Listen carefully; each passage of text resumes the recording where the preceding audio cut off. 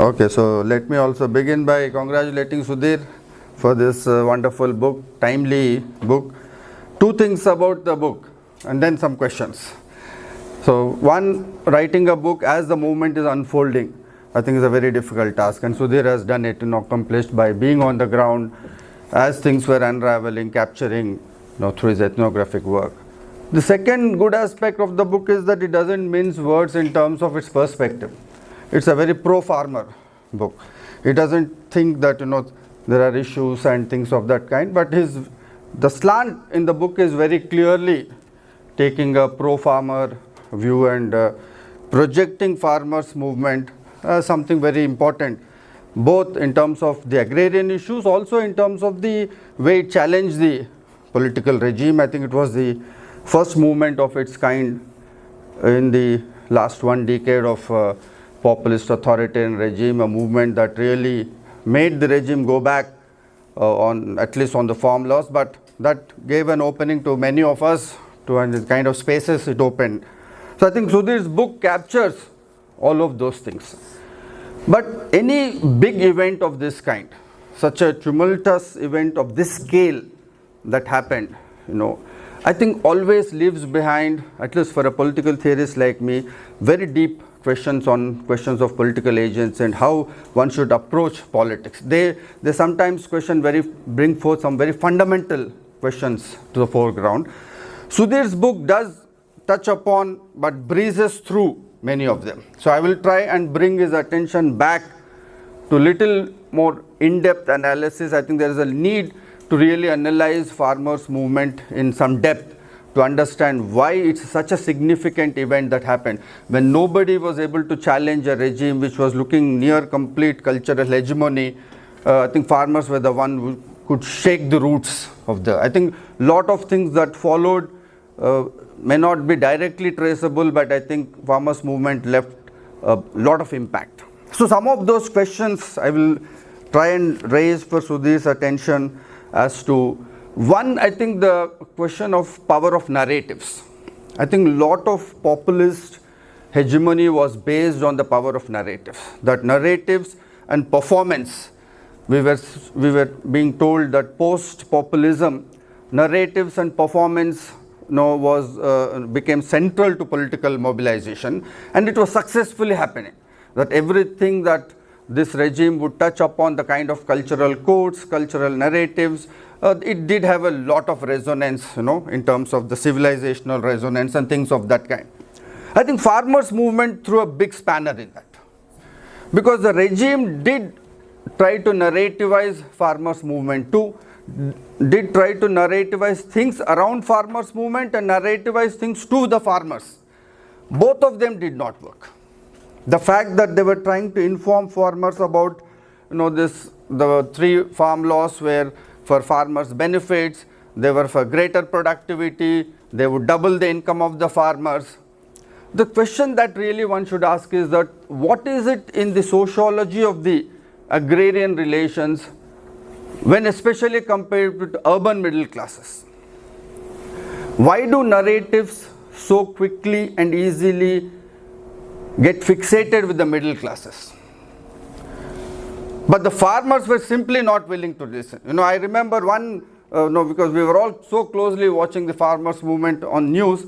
On one occasion, there was a farmer who said, मैं मोदी जी को इतना कहना चाहता हूँ, हमको जितना पीटना है पीट लो, लेकिन उसके बाद ये काला कानून वापस ले लो. There was absolute clarity on what the regime would do. They came fully prepared that this is not a short-term battle. They knew fully well that it will take a hell of a lot of persuasion, hell of a lot of sacrifice to make the regime push back these laws. Whatever came in between, aap kisan ho, we are having they had 12 rounds of negotiations. God only knows what transpired in those. But the optics outside were to say that the government was very persuasive, it was very reasonable. So the usual thing that happened under Modi's regime is persuasion is followed by coercion. That we look reasonable, you are unreasonable. This is happening with खुशनुमा माहौल में meeting हुई है. हाँ. खुशनुमा माहौल में meeting हुई है. हाँ. So this goes with religious minorities, the same logic. that we are reasonable, but our neighbors are not reasonable. So my first question would be, given the corporate media, given near control over narratives of this regime, why did they not work with the farmers, right? It did not work with what farmers thought, did not work what people thought about the farmers. Both ways, I think that's I feel is the biggest breakthrough that farmers movement gave us under the first breakthrough. Second question would be, this very tricky relation. Sudhir, you very briefly touch on this, but I wish you had dealt a little more in depth, is this relation between farmers' protests and electoral outcomes. I mean, it's still a puzzle to me that Punjab, Haryana, parts of Madhya Pradesh, Rajasthan, on the social front, question Sachin on social and political. This is going to haunt you rest of your life, all of you. We dealt with this in class in detail. On the social front, farmers' movement had such a deep impact on social dynamics, but these movements look so weak when it comes to electoral outcomes, including in Lakhimpur Kheri, where farmers were mowed down. BJP wins all the 5 Vidhan Sabha seats. 8. This is something amazing. This really startles me, that what possibly explains this deep divide in Indian politics. And this is not just about the farmers' movement. This, I think, stands good for all forms of social activism. And Mandip, this should interest you. Medha Patkar contests Mumbai, loses badly. Irom Sharmila, 16 years force-fed on strike, contests assembly elections. You know how many votes she got? 200. 200. Just imagine. So there is something in the popular psyche, there is something in the popular imagination of politics in India, where social activism is good when it happens on the social front, but when it comes to electoral politics, the same people think these are misfits. This also, I think, has very deep roots in terms of popular imagination of how power works in India. People, I think in 2 different registers. अच्छे इंसान हो, good, but be in the social domain. Politics से आपका काम नहीं है. Politics कुछ और, something else. Politics is about something else. Politics is not about being good. So Kisan are good, well-meaning, can talk about farmers, but people are not convinced that farming issue, when even farmers at some point decide to even go in for electoral campaigns. Tikayat at one stage said we'll also do that campaign, but that did not work. So this, I think, is a very, very deep question, which is not just about with the farmers' movement, but I think this went all through. The only exception in the history of the social and political divide, I think, is the Singur movement in West Bengal. Again, this is a very interesting question to pitch, that why in Singur in West Bengal, Samim, you should answer this, that is a similar protest of farmers, similar issue of land, similar issue of industries taking over land, but Singur managed to breach CPM's stronghold. Singur had an unabated impact on the political transformation of political regime, while farmers' movement, I think, was much larger in scale, the 2021, but it had no impact. So these are, I think, very intriguing questions on Indian politics. How could one change the complete regime, transform the face of politics in West Bengal, but entire North India Hindi heartbelt was in one way or the other engulfed in farmers' movement. There are such large numbers in terms of even crude number and numerical population count, but they come back with no. Is that caste that explains this fracture? Is it the ethnic divides? I mean, one can go on and on, or between class divides. So that's, I have my hunch, but I will leave it to Sudhir to come back.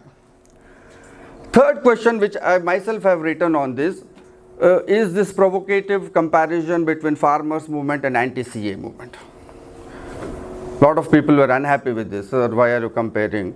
दोनों तो victim है, तो victim तो सभी है इस देश में, but फिर भी compare करना पड़ता है. That why farmers' movement won this battle of pushing back the 3 Kala Kanun, but anti-CA movement failed. Well, a lot of them, when I wrote in Wire and Telegraph and other places, a lot of quick rejoinders. I got about a half a dozen quick rejoinders, and they said, you're comparing apples and oranges. Muslims are greater victims, are more outsiders. Here are rich farmers who are more powerful, and all kinds of things. But all of those I still feel are very ad hoc responses.